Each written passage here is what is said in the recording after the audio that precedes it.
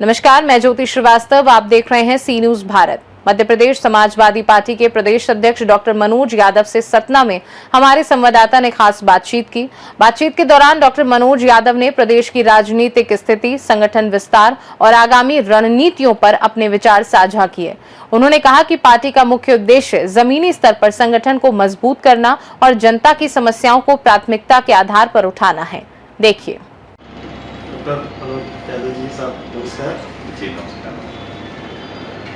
आज हमारे मध्य प्रदेश समाजवादी पार्टी के प्रदेश अध्यक्ष माननीय डॉक्टर मनोज यादव साहब मौजूद हैं और वर्तमान समाजवादी पार्टी मध्य प्रदेश में क्या बदलाव हुए हैं संगठन में और क्या बदलाव करना है, उनसे इस बारे में चर्चा करेंगे। तो साहब, सबसे पहला आपसे एक सवाल कि समाजवादी पार्टी मध्य प्रदेश में अगर पुराना इतिहास देखा जाए तो 2003 का, 2008 का, 2013 का, और इसमें आपके विधानसभा के सदस्य रहे हैं, विधायक रहे हैं, लेकिन उसके बाद से जो लगातार गिरावट आई उस पर आपकी क्या राय है और उसको कैसे पूरा किया जाएगा? धन्यवाद आपका आदरणीय सिंह साहब, आपने बहुत अच्छा सवाल पूछा। समाजवादी पार्टी का 2003 में हम लोग 7 एमएलए जीते थे और एक उपचुनाव भी जीते थे, इस तरह 8 हो गए थे और वो प्रदेश की सबसे बड़ी तीसरी पार्टी बनी थी और आगे संभावनाएं थी। जो समय रहा, परिस्थितियां नहीं कि हम लोग उसको आगे उस टाइम पे नहीं बढ़ा पाए। अभी माननीय राष्ट्रीय अध्यक्ष अखिलेश यादव जी ने जब से राष्ट्रीय अध्यक्ष बने, नेतृत्व को संभाला है, तो अन्य प्रदेशों में फोकस बढ़ा दिया है और खासकर अभी लोकसभा के बाद जो उन्होंने पीडीए बनाया है, तो पीडीए के बाद में जो पूरे देश में अगर आप देखेंगे, भारतीय जनता पार्टी ने लोकतंत्र को खत्म करने का प्रयास किया है, सभी को दबाव में लिया है। ये पूरे देश में दलित, पिछड़ा, आदिवासी, अल्पसंख्यक सभी लोग पीड़ित हैं और उनके लिए एक हनुमान की तरह रक्षक बनकर माननीय राष्ट्रीय अखिलेश यादव जी आगे आ रहे हैं और पूरे देश में इंडिया विजन के नाम से प्रोग्राम को चला रहे हैं। सभी जगह आप देखेंगे तो अभी चल रहा है और समाजवादी पार्टी को देश की सबसे बड़ी तीसरी पार्टी बनाया है। मैं आपके माध्यम से उनको बधाई भी देना चाहता हूं और सत्ता के जो खिलाफ जो भारतीय जनता पार्टी षड्यंत्र करती है, अभी जैसे हाल ही में देखेंगे लोकसभा में इन्होंने जो 3 विधेयक लेके आए, उसमें इन्होंने नाम दिया झूठ बोल के कि महिला बिल को विपक्ष ने गिरा दिया, इसको समर्थन में नहीं है महिलाओं के, झूठ बोल के बार बार प्रचारित कर रही है। तो उसमें मैं कहना चाहता हूं कि समाजवादी पार्टी ने महिला बिल का समर्थन किया था, जो सितंबर में 2023 में ये पारित हो गया था, लोकसभा में भी और राज्यसभा में भी सर्वसम्मति से पास हुआ था, जिसमें 454 वोट लोकसभा में मिले थे इसे, जो सर्वाधिक थे, और विपक्ष में केवल 2 वोट गए थे। ठीक है ना। तो भारतीय जनता पार्टी लेकिन झूठ बोल रही है। फिर राष्ट्रपति माननीय द्रौपदी मुर्मू द्वारा उसको कानून बना दिया गया, उस पर हस्ताक्षर हो गए, तो भारतीय जनता पार्टी को लागू कर देना चाहिए। बिल का कहीं है ही नहीं, तो वो झूठा जो प्रोपेगेंडा ले रही है, इन सब के लिए समाजवादी पार्टी अब मध्य प्रदेश में पूरी तरह से सक्रिय है। जो आपका सवाल था उस पर आकर लौट के और जनता के बीच में जा रही है। बीच में जो हमारा गैप रहा उसको फिल कर रहे हैं और जब से मुझे कार्यकाल मिला है तब से मैं लगातार पूरे प्रदेश का दौरा कर रहा हूं, जनता की आवाज उठा रहा हूं, भ्रष्टाचार के लड़ाई लड़ रहा हूं। भारतीय जनता पार्टी के जो भ्रष्ट नेता या अफसर हैं उनके खिलाफ भी जहां आंदोलन कर रहा है वो किए जा रहे हैं। चाहे संजय पाठक जो कटनी का विधायक हो, उसका भी समाजवादी पार्टी ने पूरी ताकत के साथ जोर किया और उसको मुद्दे को उठाया। आज उनके ऊपर FIR दर्ज हुई है, कई मामले कोर्ट तक चले गए हैं और कोर्ट ने भी फटकार लगाई है कि अभी तक इन पर कार्रवाई क्यों नहीं की गई, जो भ्रष्टाचार हुआ उसकी वसूली क्यों नहीं की गई। तो सारी आवाजों को समाजवादी पार्टी उठा रही है। अब संगठन बहुत मजबूत धीमे धीमे होता जा रहा है और हमारा टारगेट है कि एक बूथ पर 10 यूथ और 10 महिलाएं कंपलसरी है और कम से कम 52 लोगों की कार्यकारिणी हर बूथ की रहेगी। इस तरीके से समाजवादी पार्टी 2028 की तैयारियों में जुट गई है और उससे पहले नए जो नगरीय निकाय चुनाव आएंगे उसमें भी बड़ी भूमिका के साथ हर वार्ड में पार्षद लड़ाएगी और बड़ी संख्या में जीत के आएगी। मुझे पूरा भरोसा है और समाजवादी पार्टी का पूरे मध्य प्रदेश का हर कार्यकर्ता पूरे तेजी के साथ, पूरी ताकत के साथ लगा हुआ है संगठन को मजबूत करने के लिए। साहब, आप भाजपा पे भ्रष्टाचार का आरोप लगाते हैं और भाजपा ये कहती है जब जब आपकी सरकारें रही हैं, जब तक आप संगठन के लोग रहे, उनका सीधा आरोप है कि आपकी पार्टी गुंडों की पार्टी है, आपकी पार्टी में महिलाओं का सम्मान नहीं होता है, बराबर आरोप लगा रही है। आप उन पर भ्रष्टाचार का आरोप लगा रहे हैं, कैसे आप सिद्ध करेंगे? आप ये बताइए कि आज की डेट में आप टॉप 10 माफियाओं की सूची मध्य प्रदेश की निकालिए, टॉप 10 भ्रष्टाचारियों की सूची निकालिए, उनकी जांच करा लीजिए, आपको मध्य प्रदेश में सामने आ जाएगा। आप उत्तर प्रदेश में टॉप 10 माफियाओं की सूची जिले वाइज निकाल लीजिए। भारतीय जनता पार्टी के गुंडे हैं और क्योंकि भारतीय शुरू से आप देखेंगे कि भारतीय जनता पार्टी ने गुंडे मवालियों को पाला है और ऐसे लोगों को वो आगे बढ़ाती है। पूरे प्रदेश की आप लिस्ट निकालिए। खुद योगी आदित्यनाथ भी उसी श्रेणी में आते हैं। उन्होंने अपने केस खुद वापस लिए हैं। उनके डिप्टी सीएम केशव प्रसाद मौर्य उसी श्रेणी में आते हैं, उन्होंने भी अपने केस वापस लिए हैं। और किसके केस थे वो? कोई राजनीतिक लड़ाई के थे क्या? उनके लोगों के साथ, महिलाओं के साथ छेड़छाड़ के केस थे। उन्होंने लोगों को मारा है, जान से मारने की धमकी दी है, ये केस थे उनके ऊपर। कोई व्यक्तिगत दुश्मनी के नहीं थे, उन्होंने लोगों के साथ गुंडागर्दी की है, वसूली की है, उसके केस थे इनके ऊपर। तो भारतीय आज की डेट में देख लीजिए ना कि भारतीय जनता पार्टी लोगों के पास ईडी सीबीआई के छापे डलवाती है, लोगों को कहती है 4 दिन पहले कि आप भ्रष्ट हैं, इन पे इतने करोड़ का घोटाला है, और सत्ता में सरकार बनाने के लिए उन्हीं लोगों को पार्टी में शामिल करती है और डिप्टी सीएम जैसे पद देती है। आप भारतीय जनता पार्टी का इतिहास देखिए ना, और लगातार मध्य प्रदेश में तो 22 साल से भारतीय जनता पार्टी की सरकार। फिर गुंडे माफिया किस पार्टी के हैं आप बताइए? आए दिन बलात्कार की घटनाएं बढ़ती जा रही है। एनसीआरबी की डाटा देखिए, इसमें हमारी बहनों के साथ बलात्कार बढ़ते जा रहे हैं। तो भारतीय जनता पार्टी आज की डेट में गुंडों की, भ्रष्टाचारियों की, माफियाओं की, सबकी पार्टी बन के रह गई है। आप सतना की स्थिति को देख लीजिए। भारतीय जनता पार्टी के जो नेता हैं, उनके सभी रिश्तेदार, कोई भांग, कोई अफीम बेच रहा है, कोई किसी की ड्रग्स की तस्करी में लिप्त है। अभी पुलिस को पकड़ा भी गया। पत्रकार बंधुओं ने सवाल पूछा तो यहाँ की मंत्री महोदय ने क्या जवाब दिया, आपको सबको पता है। यहाँ के गणेश सिंह, कुछ दिन पहले इनके पास प्रॉपर्टी की जांच करा ली जाए गणेश सिंह की, इनके पास कितनी प्रॉपर्टी है आज की डेट में, और जब उससे पहले क्या था इनके पास में। सारे गुंडागर्दी तो ये लोग चला रहे हैं। आप सतना जिले से ही ले लीजिए। आप जब से प्रदेश अध्यक्ष बने हैं, और हमें ख्याल है कि लगभग आपके सभी जिलों ने आपका बहुत अच्छी तरीके से सघनता पूर्वक आपने दौरा किया है। आपने एक एक कार्यकर्ता से मिले हैं, एक एक कार्यकर्ता की 1-to-1 मीटिंग ली है।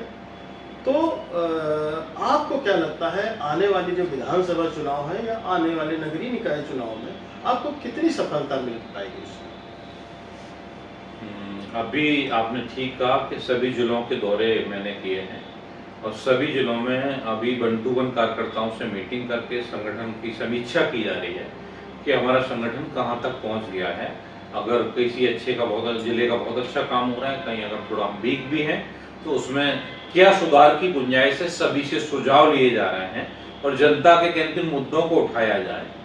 जनता के जो मुद्दे हैं, यहाँ की जो सरकार है और भारतीय जनता पार्टी के भ्रष्ट नेता हैं, उनकी सुनवाई नहीं कर रहे हैं, उनको भी हम पहुंचने की कोशिश कर रहे हैं। जैसे अभी वर्तमान में ले लें कि गेहूं खरीदी नहीं की जा रही है और सरकार ने अभी तक जो बेचारे गरीब किसान हैं, सबके यहाँ शादियों का सीजन चल रहा है, जब सरकार खरीदी नहीं कर रही है तो उन्होंने मंडी में बेच दिया और मंडी में लगभग 2000 रुपये मंडी में बग का भाव है और यहाँ पे उनको लगभग 700 रुपये का पर क्विंटल घाटा हो रहा है किसानों के लिए। तो सारे मुद्दों को हम लोग उठा रहे हैं। तो जो नगरीय निकाय चुनाव आएंगे उसमें हमारा तब तक सभी वार्डों पे हमारा संगठन भी कंप्लीट होगा और वार्डों में प्रत्याशी भी, एक वार्ड में बहुत सारे प्रत्याशी हमारे रहेंगे। तो उन प्रत्याशी जो वार्ड में प्रत्याशी रहेंगे उनमें से सिलेक्शन किया जाएगा और चुनाव को लड़ाया जाएगा और निश्चित तौर पर मध्य प्रदेश में हम लोग तीसरा विकल्प नहीं, पहले विकल्प के तौर पर नगरीय निकाय चुनाव भी जीत के आएंगे और उसके बाद विधानसभा चुनाव में 1 साल का समय रहेगा। उसमें जहां हमें और संगठन को मजबूत करना है, जनता के बीच में और जाना है, वहां भी जाएंगे। और माननीय राष्ट्रीय अध्यक्ष अखिलेश यादव जी ने कहा है कि 27 में उत्तर प्रदेश की सरकार हमें बनानी है 28 में मध्य प्रदेश में सरकार बनानी है। उसके बाद विधायक, मंत्री, सांसद जो हमारे रहेंगे, जो रणनीति आपने पूछी, वो सारे मध्य प्रदेश में आके यहाँ पे विधानसभा वाइज दौरे करेंगे और पार्टी को मजबूत करने का काम करेंगे, मध्य प्रदेश में जनता की आवाज को उठाने का काम करेंगे। तो मुझे पूरा भरोसा है राष्ट्रीय अध्यक्ष जी की नीतियां, समाजवादी पार्टी की विचारधारा, बाबा साहब अम्बेडकर जी का सम्मान और हमारे माननीय काशीराम जी का मिशन और नेताजी और लोहिया जी के जो समाजवादी मिशन है, उन सबको आगे बढ़ाएंगे और जनता हमें आशीर्वाद देगी। 2028 में निश्चित तौर पर मध्य प्रदेश में समाजवादी पार्टी की सरकार, जनता का आशीर्वाद मिला तो हम लोग बनाने का काम करेंगे। डॉक्टर साहब, मध्य प्रदेश सहित उत्तर प्रदेश में कई जगह देखिए स्कूल बंद हो रहे हैं, कॉलेजों का विस्तार नहीं हो रहा है, रोजगार मिल नहीं रहा है, और आपके लोकसभा में अपनी सीटें बढ़ाने की बात हो रही है, इस पे आपका सुझाव क्या है? बिल्कुल, जो पूरे देश में जो सरकारी स्कूल हैं वो बंद किए जा रहे हैं। समाजवादी पार्टी ने अभी आप देखेंगे उत्तर प्रदेश में जगह जगह समाजवादी पाठशालाएं लगाई थी कि भारतीय जनता पार्टी की सरकार जो सरकारी स्कूलों को बंद कर रही है, तो अगर आप सरकारी स्कूल बंद करोगे, उसका विरोध किया तो सरकार नहीं मानी, तो लोगों ने अपने घरों में बच्चों को पढ़ाना शुरू किया। तो उसका कारण ये रहा कि सरकार को अपना फैसला वापस लेना पड़ा। तो ये जो सरकार है ये लगातार सरकारी स्कूलों को बंद करना चाहती है। सरकारी सारी संस्थाएं जितनी भी हैं, अगर इवन जो सरकारी नौकरियां लोगों को मिलती थी, चाहे BSNL हो या गेल हो, कुछ भी संस्थाएं जो थी उन सबको बेचने का काम कर रही है। लेकिन समाजवादी पार्टी इन संस्थाओं को बचाने का काम करेगी।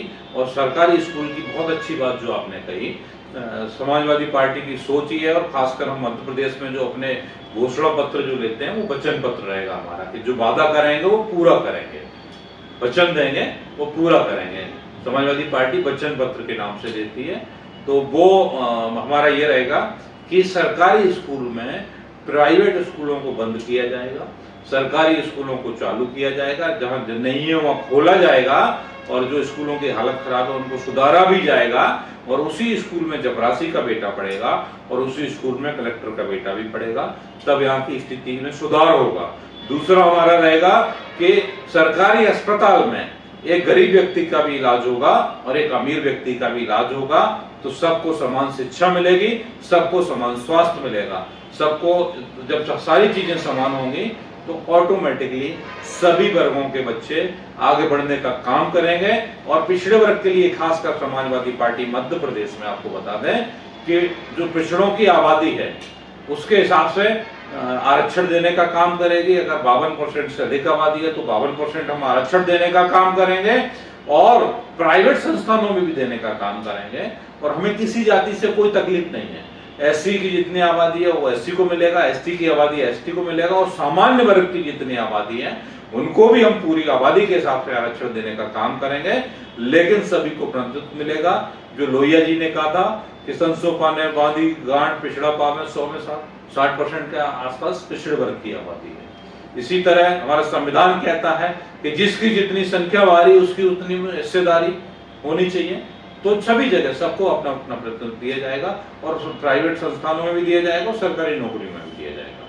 सर, 2028 आपके लिए मध्य प्रदेश के लिए बड़ा महत्वपूर्ण है जी। तो मैं एक सवाल ये पूछना चाहूँगा कि अगली जो सरकार का प्रतिनिधित्व डॉक्टर मोहन यादव करेंगे, डॉक्टर मनोज यादव करेंगे?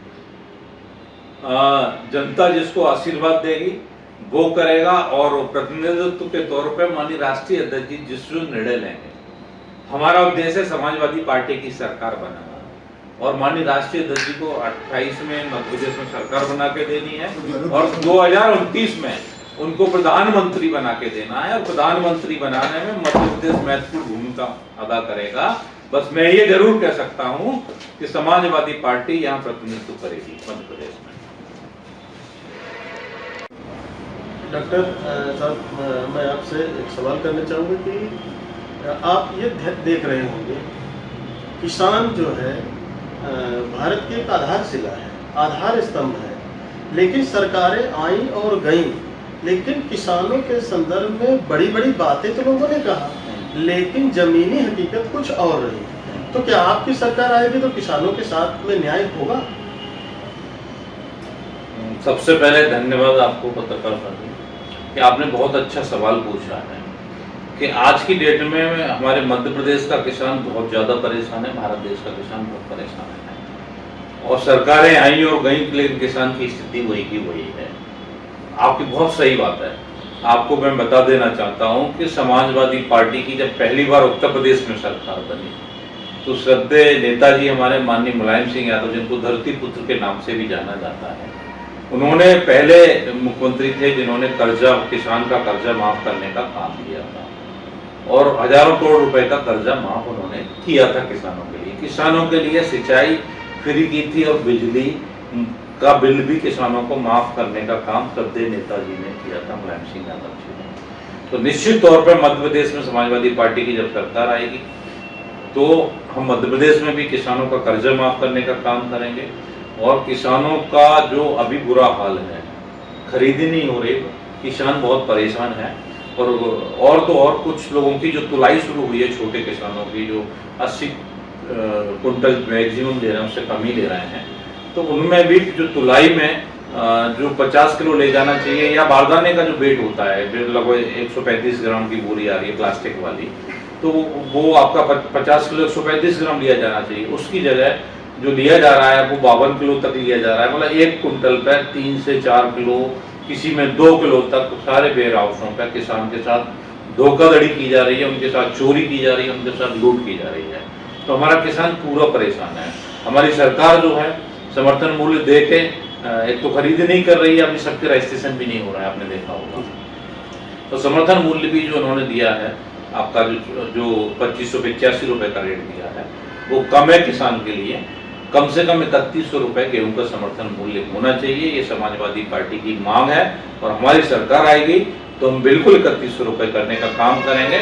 और अभी उसमें सरकार चुनाव आने में लगभग 2.5 साल का समय है, तब तक महंगाई अगर और बढ़ जाएगी तो उससे भी ज्यादा अगर उस टाइम के हिसाब से समर्थन मूल्य किया जाना चाहिए तो वो करने का काम समाजवादी पार्टी करेगी। और किसान के बारे में निश्चित सोचने का पहले भी किया है समाजवादी पार्टी ने जब सरकारें नहीं है, और आगे भी करने का काम करेगी। माननीय राष्ट्रीय अध्यक्ष अखिलेश यादव जी ने उत्तर प्रदेश में किसानों की जो मंडियां हैं वो हाईवे के किनारे बनाई, जिससे उनका सुविधा ना हो उनको, और एक्सपोर्ट जब वो माल जाएगा, आवागमन की सुविधा अच्छी होती है तो निश्चित तौर पर किसान की आवाज को सुना जाता है और किसान को उसका फायदा मिलता है। तो वो उन्होंने करने का काम किया है, चाहे आलू की मंडियां हो, किसी की मंडियां हो, उन्होंने करने का काम किया है। इसी तरह मध्य प्रदेश में हम जो मध्य प्रदेश की फसलें हैं उनको करने का काम करेंगे। डॉक्टर साहब, पत्रकार देश का चौथा स्तंभ कहा जाता है, हालांकि इसको दर्जा नहीं मिला है चौथे स्तंभ का, और आज ये सुरक्षित नहीं है। अभी हाल में छतरपुर की घटना सबके संज्ञान में आई है, उसकी गलती न होने के बावजूद उस पर FIR हुई है। तो आप क्या ये सुरक्षा को लेकर के कुछ आपके मन में है कि इनकी सुरक्षा कैसे की जाए? बिल्कुल, ये मध्य प्रदेश में आए दिन घटनाएं हो रही हैं और सबसे ज्यादा बुरा हाल आज की डेट में हमारे पत्रकार भाइयों का भी है। और लोकतंत्र का चौथा स्तंभ जो मीडिया को कहा जाता है, क्योंकि मीडिया सच का आईना दिखाता था। कोई अगर अच्छा काम करता तो अच्छा दिखाता था, अगर कहीं कमियां रहती तो मीडिया दिखाने का काम करता है, जिसके जरिए पता चलता है अधिकारी हो, नेता हो, चाहे मंत्री हो या जनता हो, उस काम को समझती है, अगर नहीं हुआ है तो करने का काम करते हैं। मीडिया आईना दिखाता है। आज भ्रष्टाचार को, अगर ईमानदार पत्रकार भ्रष्टाचार को उजागर करने का प्रयास करता है तो उसके ऊपर हमला किया जाता है। ये घटना, ताजी ही घटना छतरपुर जिले की आई है, जहां पर राकेश राय नाम के पत्रकार के साथ इतनी बुरी तरह निर्दयी तरीके से मारपीट की गई है कि मैंने उनके जो फोटो देखे, वीडियो देखे हैं, तो आदमी की रूह कांप जाए। जानलेवा हमला किया गया है, खुद उनके मोबाइल छीन ले गया। पुलिस इतनी गलत हो चुकी है, जो कानून को रक्षा करनी चाहिए लोगों की, वो उल्टा रक्षक की जगह वक्षक बनने का काम कर रही है। उसने उल्टा पत्रकार के ऊपर ही FIR दर्ज कर दी। तो आप समझिए कि ये लोकतंत्र बचा कहाँ पे है, कानून बचा कहाँ है। ये तो जंगल राज हो चुका है कि आपकी खुद का सियासत चल रही है आपकी। जो संविधान कहाँ बचा हुआ है? संविधान तो ये कहता है कि जो दोषी है उस पर कार्रवाई होनी चाहिए। आप जो पीड़ित है उसके ऊपर कार्रवाई करने का काम कर रहे हैं। तो पुलिस सुधर जाए, क्योंकि जनता की सुरक्षा के लिए पुलिस बनाई गई है। अगर नहीं सुधरेगी तो हम लोग विपक्ष के लोग और जनता सुधारने का काम भी करना आता है। तो बिल्कुल पत्रकारों की जो कुछ भत्ते भी जो रहते हैं, अधिमान्य पत्रकार होते हैं, समाजवादी पार्टी के उत्तर प्रदेश में सरकार थी उस टाइम पे माननीय राष्ट्रीय अखिलेश यादव जी ने उन्हें सुरक्षा और आवास सब देने का काम किया था। और उन्होंने ये भी कहा था कि हमारी आगे अगली सरकार आएगी तो उनके लिए पेंशन भी लागू करेंगे, ये माननीय अखिलेश यादव जी ने कहा था। तो समाजवादी पार्टी की सरकार आएगी तो उनके लिए सुरक्षा का भी कानून बनाया जाएगा। जिस तरह बाकी लोगों को आवागमन की सुविधाएं मिलती हैं जो पहले मिला करती थी, अभी सरकार ने बंद कर दी पत्रकारों के लिए, तो समाजवादी पार्टी की सरकार आएगी तो उनका भी ध्यान रखा जाएगा। दोबारा हम चालू करेंगे और उसमें जो बढ़ा सकते हैं चीज़ों को वो निश्चित तौर पर बढ़ाई जाएंगी। और जिनको अधिमान्य पत्रकारों को जो कुछ अमाउंट दिया जाता है उसको भी बढ़ाने का काम हम लोग करेंगे। धन्यवाद सर। जी सर। ये थे हमारे प्रदेश के समाजवादी पार्टी के मुखिया डॉक्टर मनोज यादव साहब। और यहाँ तक कि देखने को मिला कि जब से आपने मध्य प्रदेश में पदभार अध्यक्षी संभाला है उसके बाद लगातार आप सारे जिलों का दौरा करते हुए और निश्चित तौर पे जो आपका कार्यकर्ता है वो आपसे प्रभावित है। और आपसे उम्मीद ये है कि आने वाले समय में चाहे 2028 के चुनाव, विधानसभा के चुनाव की बात हो या नगरीय निकाय की बात हो या पंच सरपंच की बात हो, आप उसमें प्रतिनिधित्व करेंगे। धन्यवाद सर। बहुत बहुत धन्यवाद। सतना से सीनू संवाददाता सूर्य प्रकाश सिंह के साथ शिवम गुप्ता की रिपोर्ट। डॉक्टर मनोज यादव ने संकेत दिए कि आने वाले समय में पार्टी प्रदेश में अपनी संगठनात्मक गतिविधियों को और तेज करेगी। खास रिपोर्ट में फिलहाल के लिए इतना ही। देश दुनिया की